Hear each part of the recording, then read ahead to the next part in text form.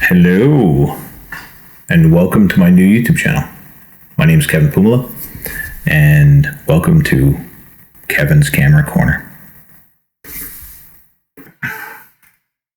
Future Kevin here. And to correct the past Kevin, this is actually called the Armchair Videographer channel. Check it out. Like, subscribe, thumb. Oh, look at that. Oh, can you guess what kind of camera I'm shooting this on? Is it obvious yet? Is it obvious? Oh, let's try. Product placement. Oh my goodness. Oh, what about over here? Oh. Can you tell? Okay, on with the video. All right. In today's video, we're going to be checking out the new firmware for the Panasonic G9. That's what I'm shooting this video on right now. I'm going to switch to a different camera though, so I can actually show you the camera and some of the things that it does different. So, there she is, the G9. Shooting this on my Sony ZV-1.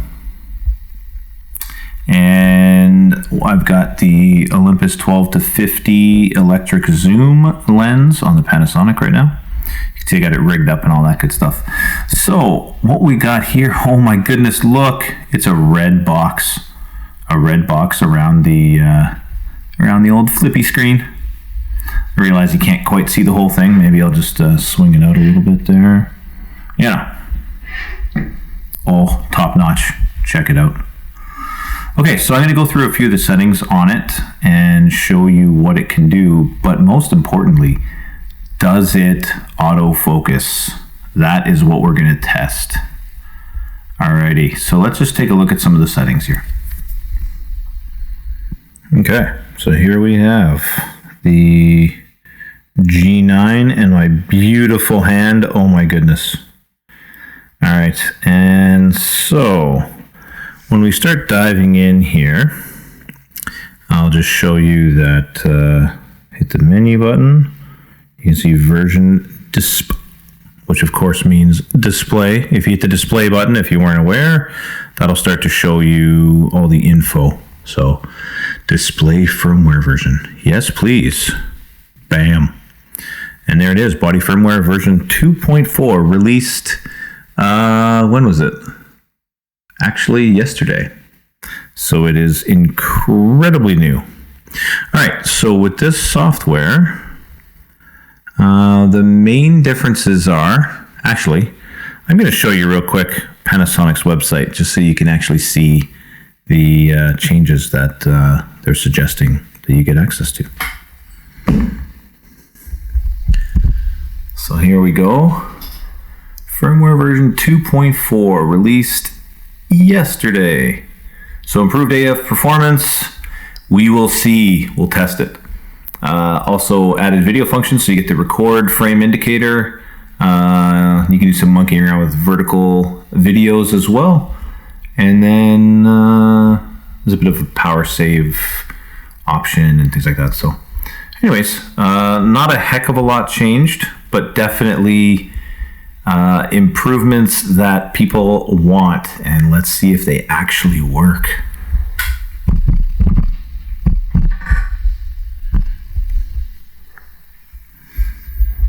Okay, so what I'm going to do here is just go in, I'll turn this display off, and what I want to do is just show you where some of these settings are.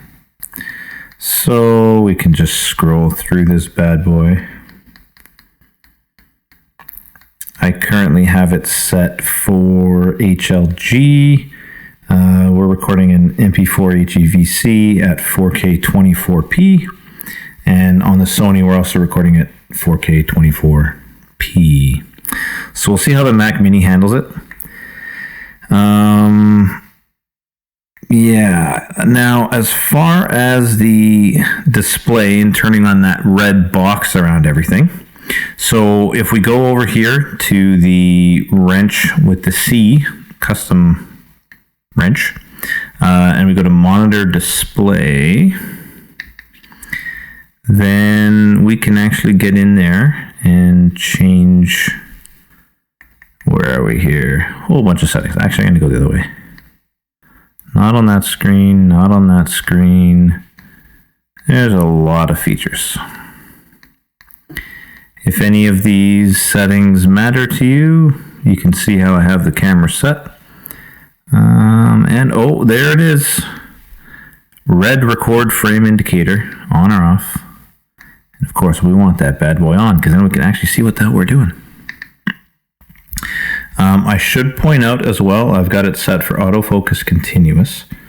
So when I actually record from the camera itself, we'll see how it does in that mode. Now, the only other major difference is going to be something we can actually find from this screen here.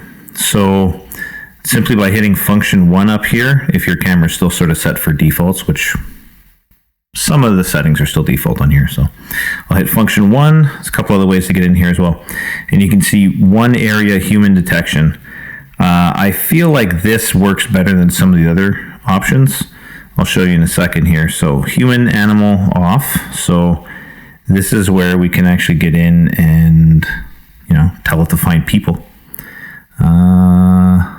So that's human, animal. That's just off. So it's just going to search in that one area. And then if I hit it again, then that's just strictly human detection. I don't foresee having an animal in here right now, so I'm going to go with human. And then AF area. So I feel like this is an important thing. You can change this to whatever kind of size you want, and depending where you want to appear in the screen, I mean, I can maneuver it over. So if I know I'm going to be on the left-hand side here, then I would set it this way, and it's going to search for me there, or then over here, or whatever. I feel like I want to frame myself fairly much, or mostly in the middle. So we'll do that. I'll just hit set. And outside of that, we should be ready to record some video and test out the wonderful autofocus. Now, I will point out that yes, at 24p, you may not necessarily get the best autofocus performance. So if I'm noticing that it's struggling, I want to try it at 1080p 60 and see if we can get a difference. I could actually also try it at 4K 60, but it'll probably do a little bit of a crop. So anyways, we'll play around with that and let's see how the Panasonic does. All right, I'll just show you. Oh, let's zoom in a little here. Some high quality camera on camera action here. So you can see that I've got the recording indicator on and the Panasonic's all set up and ready to roll there. Just gonna move this over a little bit. I don't know how that moved my screen, but hey, whatever. All right. So that's how we've got it set up. Let's see how the Panasonic does. Okay. So I'll end up switching between the Panasonic itself and the Sony just to give you a feel for when it's actually showing the box. You can see from the shot there that it's keeping a consistent box on my head, and clearly with glasses it makes it a little more difficult and stuff like that. So I feel like this is working pretty good. I'll check the footage and see if you see any hunting or anything like that, but I will say it seems to be locked out pretty good. I know I'm not doing like the whole camera conspiracies like run at the screen and all that fun stuff, but I think it's doing a good job. I really do. It seems to be locked on me pretty good. And then let's see, if I go to the area, then it will actually show the box. You can see it from the other camera here. Come back and there it is right away. Ooh. Not bad, I have to say. Compared to what I've seen from Panasonic, this does seem like a significant improvement. So, yeah, I believe they have successfully improved. You can see actually what it's doing there. We'll take a look at the Sony here. the other one. Is it actually gonna focus on my hand? No, it's not being distracted. It's not being distracted. I should have washed my hands before. I was just doing a bunch of work. Seems to be good. And you can see what it's actually doing is it's focusing on my right eye. And if it seems to be locked on pretty good. Even with glasses and everything. You sure made some improvements, Panasonic. For some reason, it bounces to the left every so often. I might be able to see that.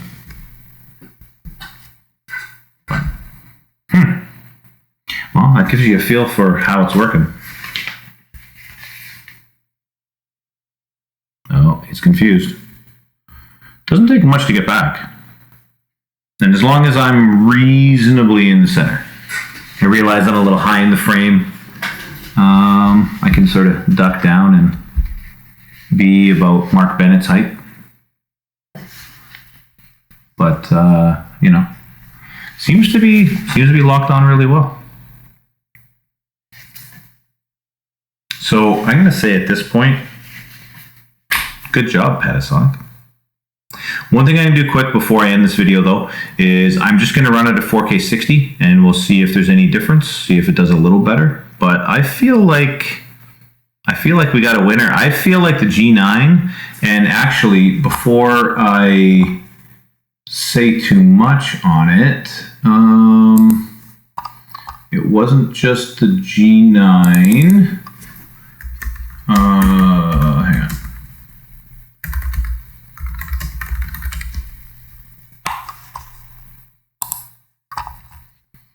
Okay. So this just in. I just confirmed here that the upgrade that applies to the Panasonic G9 also applies to the GH5s and the G100.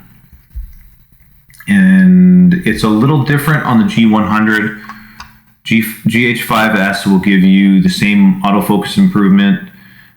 It'll also do the raw video over HDMI to an Atomos Ninja V5, and then it will add the recording video functions, so the frame indicator, and it does the power save option. So almost the same as the G9. The only difference is you get that raw video over HDMI, and even with anamorphic modes and things like that. And then the G100 simply gets the vertical video functions. Oh, it seems like it's getting confused. Maybe, maybe not. Did it lose focus? No, it seems to be focused. Good job, Panasonic. Way to go. Yeah. So essentially, the upgrades that have been just completed for the G9, the GH5s, and the G100. Wow. Skip the G100. They're very similar to what they've recently done on the S1, S1H, and BGH1, and S1R, where you actually get the improved autofocus and all that good stuff. So that's kind of cool. I will give Panasonic credit. They do generally do a pretty good job of firmware updates. They sure do. All right, let's try that 4K 60 and see what happens. Holy crop, Batman. Well, not sure exactly how big the crop is, but there's a crop. That's okay. Well, aside from the crop, we seem to have pretty much the same sort of idea. So this is what the camera looks like with 4K 60. The mode is linear PCM. I believe it's 8-bit. Pretty sure this one won't do 10-bit. No big deal. And we are shooting in Cinelike D. So I'll show you with the Sony here. Oink. Oh.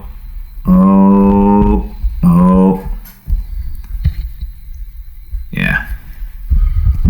Try.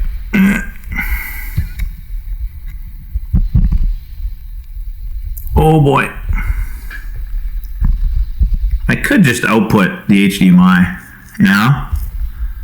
just output that rather than expecting the Sony to actually autofocus on a different camera, a Panasonic no less. But yeah, so that's what you see on the screen. I feel like it's working pretty good. So there's no post-processing, there's no BS. Frankly, I'm not overly fantastic at color grading or anything like that.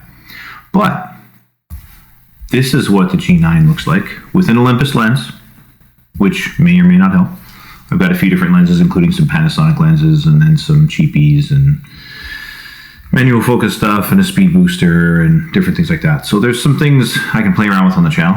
Perhaps I'll go through gear in another video in terms of like what I actually have. And then if there's stuff that you guys want to see, let me know.